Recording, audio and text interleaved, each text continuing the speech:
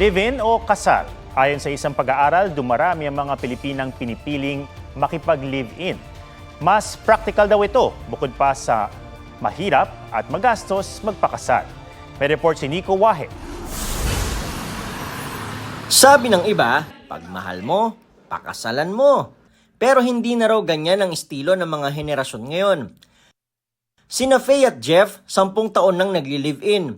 2015 ang piliing magsama matapos ang 3 taong pagiging magkasintahan. Kasi 'di ba sabi nila hindi mo malalaman yung tunay na ugali ng lalaki hangga't hindi mo siya nakakasama sa iisang bubong. Pag married ka at may nangyari, hindi ka agad makakawala kasi nga merong papel na nagtatali sa iyo. Meron nga yung kakakasal lang, kinabukasan, hiwalay na. Pero hindi raw ibig sabihin, tinitake for granted nila ang isa't isa. Nakakumit naman din kami para ding kasal na ikukumit mo rin yung sarili mo. Wala pa nga lang siyang basbas ng church. Sa National Demographic and Health Survey na ginawa ng Commission on Population and Development noong 2022, tumaas ang bilang ng mga kababaihang edad 15 to 49 na nakikipag-live-in sa kanilang partner kaysa magpakasal. Mula 5% lang noong 1993, 19% na noong 2022.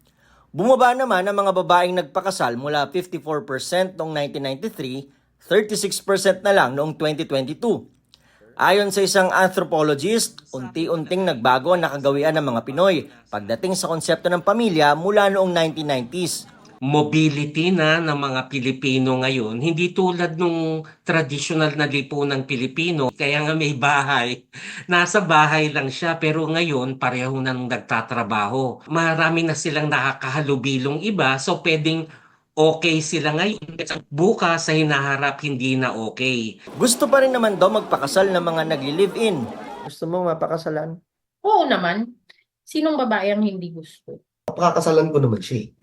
Pero sabi ng simbahang Katolika, dapat sa lalong madaling panahon yan, lalo kung nagsasama na ng matagal.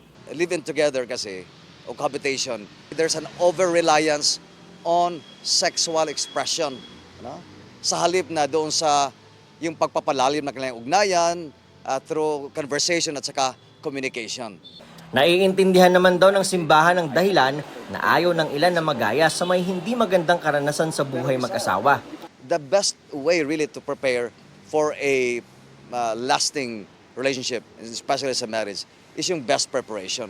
Mahalaga raw na Diyos ang sentro ng pagsasama para hindi mauwi sa hiwalayan.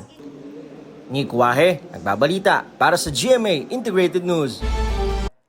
Huwag magpahuli sa mga balitang dapat niyong malaman. Mag-subscribe na sa GMA Integrated News sa YouTube.